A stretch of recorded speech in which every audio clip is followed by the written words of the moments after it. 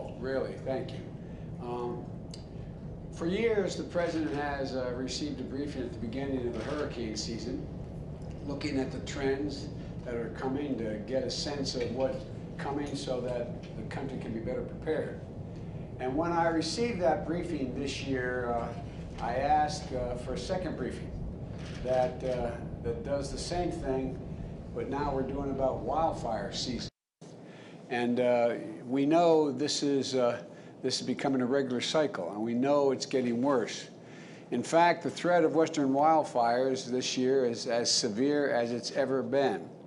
And I wanted to convene this group of governors, of western state governors, key members of my cabinet, FEMA leadership, and the leadership from utility industries and senior members of our White House team to make sure we're doing everything, and I mean this sincerely, we're doing everything possible to help you prepare for what's coming, and some is already there. The truth is we're playing catch-up. This is an area that has been under-resourced, but that's going to change if we have anything to do with it. We can't cut corners when it comes to managing our wildfires or supporting our firefighters. And this briefing is going to be an annual event to make sure we're focusing on preventing fires, the fire threats in the first place, as well as responding when they arise. But right now, we have to act and act fast. We're late in the game here. We're remembering the horrific scenes from last year. Orange skies that look like end of days, smoke and ash that made the air dangerous to breathe, more than 10 million acres burned, billions of dollars in economic damage, families that lost their homes and everything they own, and too many lost lives. And this year, there could be even tougher based on the weather patterns. You know, California and some other places, the drought conditions are twice that's what they were last year. And right now, we're seeing record heat in Portland and across the West. And this year, 21 large uncontained fires were burning. This year, there are 36 that are uncontained and burning. There are already about 9,000 firefighters deployed across the region, from California to New Mexico to Utah and Nevada, and it's only June. I realize I'm preaching to the choir here. I know you all know this better than any other people in the country. The fire season traditionally lasts through October. But with climate change driving the dangerous confluence of extreme heat and prolonged drought, we're seeing wildfires of greater intensity that move with more speed, and last well beyond traditional months, the traditional months of the fire season. And that's a problem for all of us. Wildfires are not a partisan phenomenon. They don't stop at a county or a state line, or a country line for that matter. We need a coordinated, comprehensive response with all the federal government working in close cooperation to support you, the states. That's what this is about.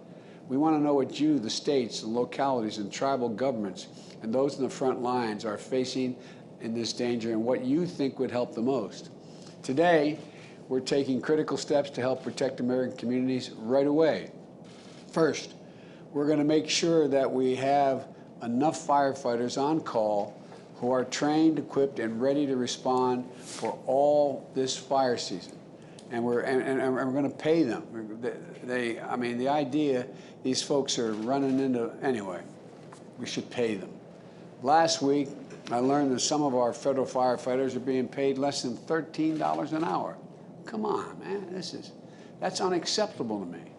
And I immediately directed my team to take decisive action to fix it. So today we're announcing what I still think is not enough. This year we're going to provide retention incentives that's going to ensure federal wildland fires, our firefighters are making at least $15 an hour, and provide for additional 10% bonuses for those working on the front lines. But a one-time boost is not enough. These courageous women and men take an incredible risk of running toward the fire, and they deserve to be paid, and paid good wages. You know that old expression, God made man, then he made a few firefighters? Well, it's true. They're incredible. I've spent a lot of time, my whole career with them. So we're going to work with Congress. I know many of your senators and representatives have been working hard on this to permanently get federal firefighters a better deal, including improvements in their compensation, their benefits, and their work-life balance. The federal government is also offering funding, when governors request it, to train and equip National Guard members so they're ready to provide a surge of firefighting capacity. You know, one of the things I learned over the years, being so deeply involved with the firefighters, the only thing that saves a firefighter's life is another firefighter. That's the single most consequential thing. And you know, one of the hardest speeches I've ever had to make, and we've all made difficult speeches, was at the funeral of the 19 Granite Mountain hotshot firefighters when the Prescott, Arizona Fire Department got clobbered. That tragedy happened 8 years ago today. That's the reason I mention it. It's hard to remember of all the costs that firefighters risk when they do their job and their bravery to step up and do the job. Now, traditionally, federal firefighting has been a seasonal job, but because of the climate change, and I know you all know it, I hope your constituents know it, there is climate change. It's no longer a seasonal job. This is a year-round mission. So we made sure seasonal firefighters can stay on the job as long as they're needed this year by allowing them to work beyond their term. And for next year, we're working to make more of those positions permanent positions. So that when fires aren't burning, we have a workforce of experienced hands, enhancing our forest management, reducing the risk of future fire in the future fire season. Second thing, we are harnessing new tools and technologies to better identify and respond before new fires grow into large, uncontrolled conflagrations. So, for example, the National Oceanic and Atmospheric Administration, NOAA, has satellite technology that is able to see from space when new fires start while they're still small, even as small as the size of your dining room table.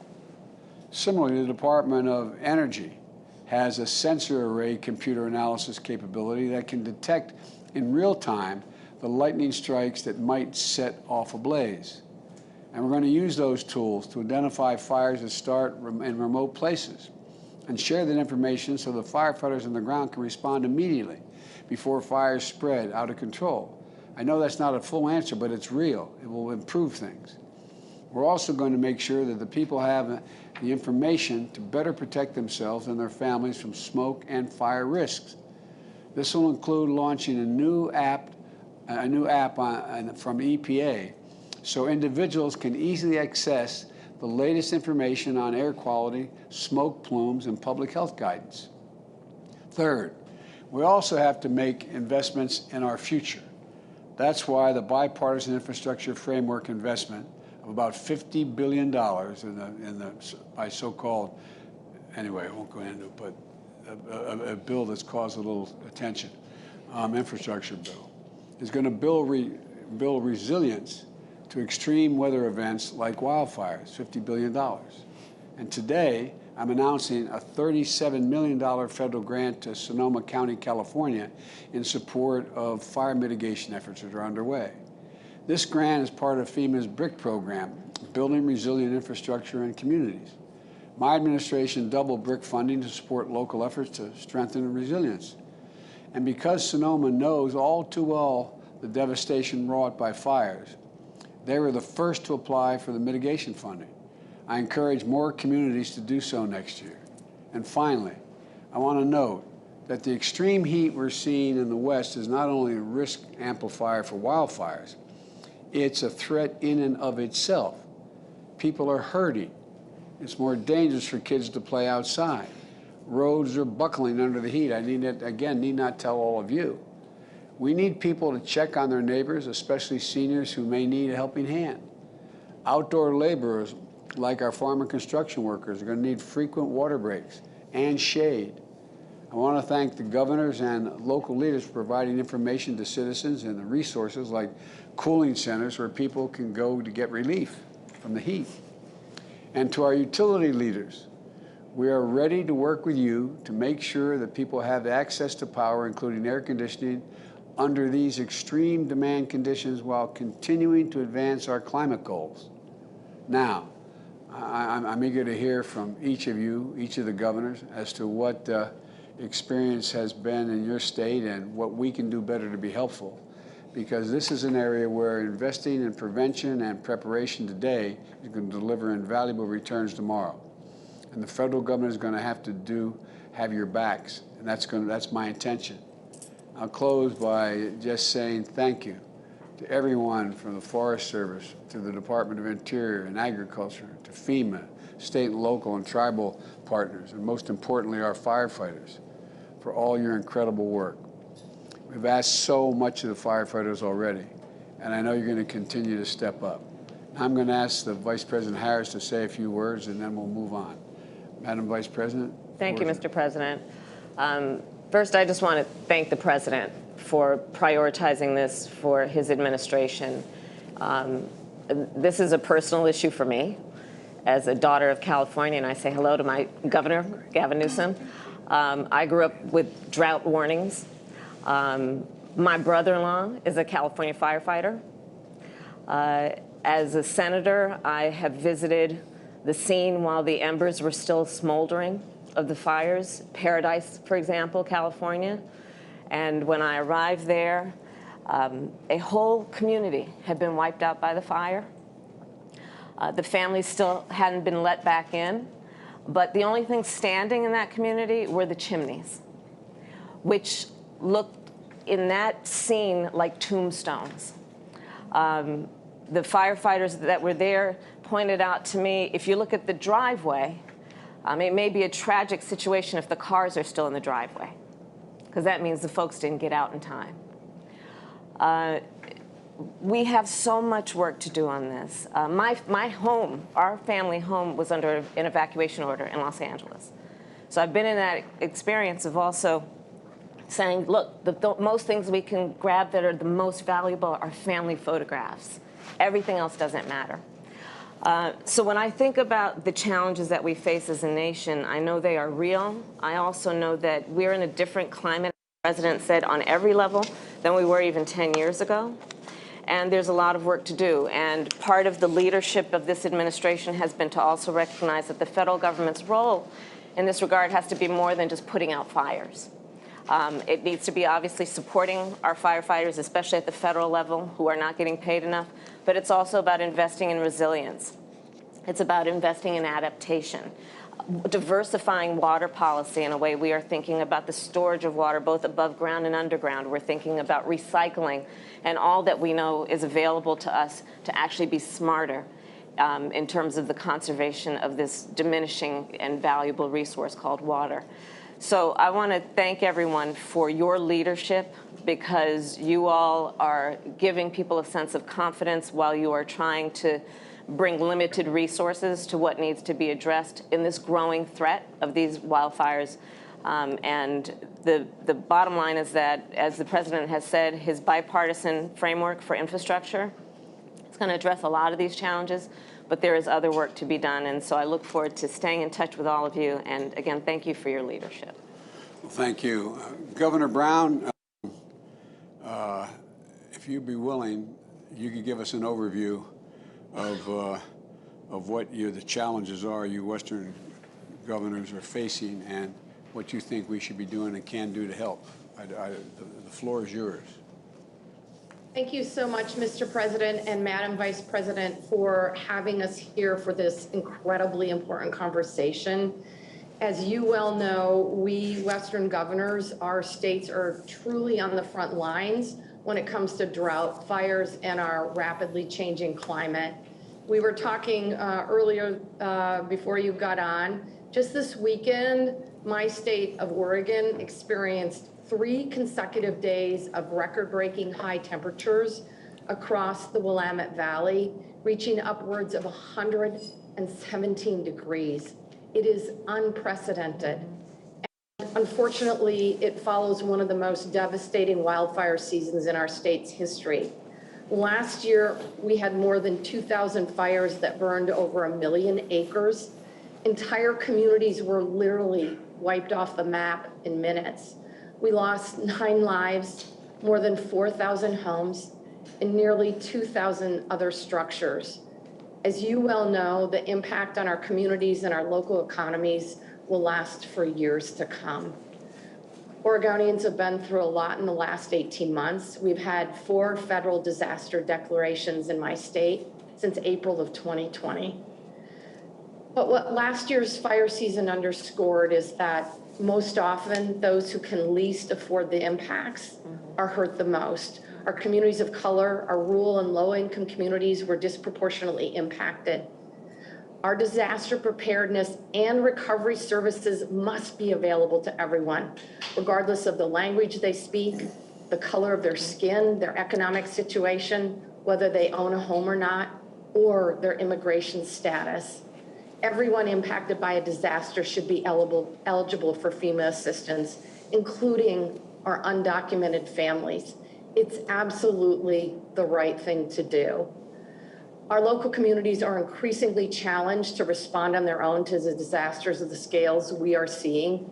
We've been preparing for this year's fire season by investing millions of dollars, shoring up additional resources and staffing at our Office of Emergency Management, so they then can support our local and our tribal partners. However, Mr. President, Madam Vice President, we still have a number of concerns. It includes whether there will be available wildfire and non-fire federal resources. We know as we're entering this wildfire season, our eastern counterparts are preparing for a very difficult hurricane season. And so we may not be able to rely on other regions to help out this year.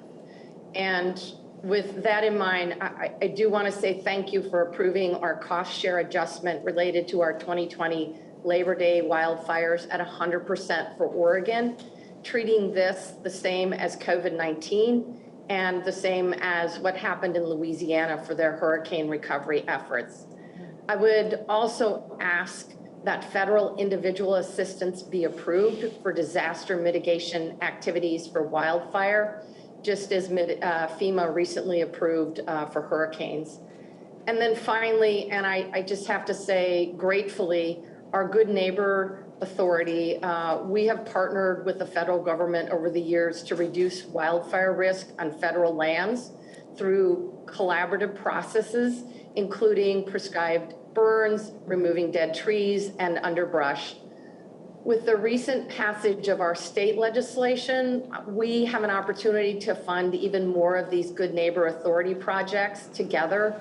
It's a win-win-win. It creates jobs, creates healthy landscapes, and reduces wildfire risk.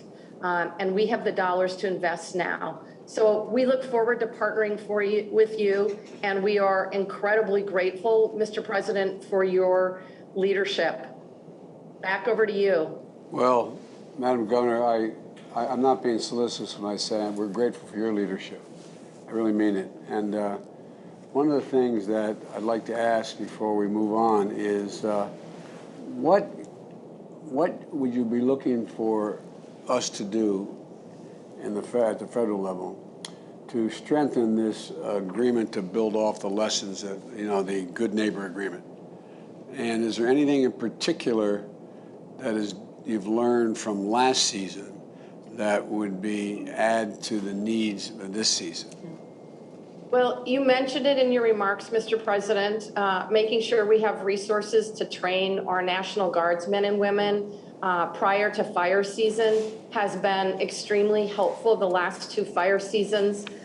This should be universal practice nationwide. It's incredibly helpful. We have relied on our National Guard every step of the way throughout the pandemic, and we certainly rely on them in support activities in firefighting.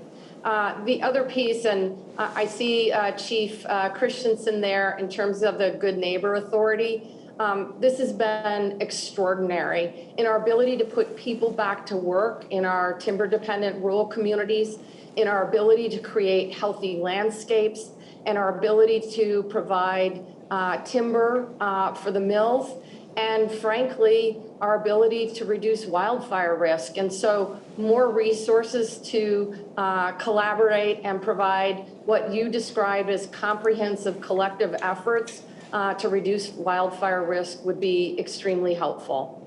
Well, we ought to get, not in this moment, but we ought to get, no pun intended, deeply in the weeds as to specifically what can be done. And I'd ask my appropriate cabinet members to be working with your people as to what we can do along those lines, because it seems to be self-evident that that makes a lot of sense. But we have a lot of other things to cover here, but I look to Dr. Sherwood. Are we moving? We're going to move shortly. If you want to ask any further questions of governors, or we can move with the press departing and we'll continue our discussion. Let me ask the Vice President if she has any questions, and/or any cabinet member if they have any questions for the governor. What I'm interested in, it's really a follow-up to what the president asked. With each consecutive wildfire season, and they are growing in terms of the enormity, what are we learning, and how can the federal government address the challenges and the gaps that you have seen with each fire season in terms of the resources, but also the approach?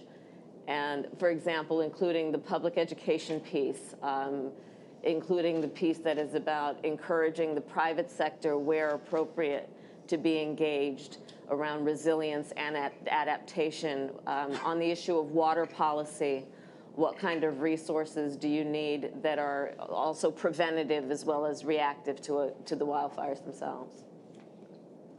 Governor Newsom, do you want to pick that one up?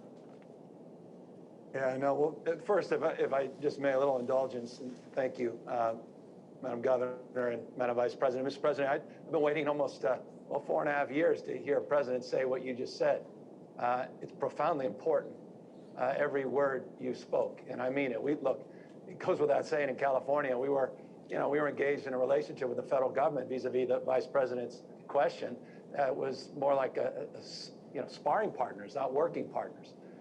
So we have an opportunity here to turn the page on the finger pointing and the rhetoric. We were debating raking policies, literally debating raking policies in this country in the last few years. But our eyes are wide open. By the way, I'm here in your forest, our forest, federal forest in Klamath and Siskiyou County, two of the largest wildfires that we've had year to date in this region. We were up here yesterday. Thank you, Mr. President. I didn't have to make a call to you to get the FMAG approved yesterday up here in Siskiyou County for the largest of the wildfires, the lava fire, which is a few miles away from me. But look, the hots are getting hotter. The dries are getting drier. The smash mouth realities of climate change are here, and they're here decades ahead of when we had anticipated. So across the board, we have to disabuse ourselves of the old timelines and the old frames of engagement. I mean, the seriousness of this cannot be underscored. We had last year a heat dome over the west coast of the United States, not dissimilar to the one we're experiencing north of where I am, and Governor Brown and Inslee have experienced most acutely. But that led to 12,000 lightning strikes in 24 hours and 5 of the most destructive wildfires, 5 of the 6 largest in our history, concurrently in last year's wildfire season. We were burning up. We were choking up. We haven't just heated up. And I should just say this, with due respect to those that don't believe in science, you got to believe your own damn eyes. Observed evidence. You know, when you look at that thermometer, 117, 119 degrees up north, we were 123 down in Palm Springs 2 days ago, 111 just 48 hours ago. There's no Republican thermometer, no Democratic thermometer. These realities are here with us today. So, Madam Vice President, across the board, we can't just double down. That's old, stale rhetoric. We have to have a sense of intentionality and responsibility to radically change our vegetation forest management policies, our suppression policies, our pre-positioning policies, the strategies we're engaging the president just laid out on technology, strategies and opportunities to develop partnerships, not only with Interior and not only with FEMA, but with the Department of Defense, some of those new satellite technologies that have been around, but opportunities to engage in new partnerships with those satellite technologies. The mutual aid system has been stretched in this country. Governor Brown, how many times I called you last year for resources? Inslee, Sislak, Polis, all of you on there, thank you. But we're stretched. We were calling folks in Australia. We were calling folks in Canada.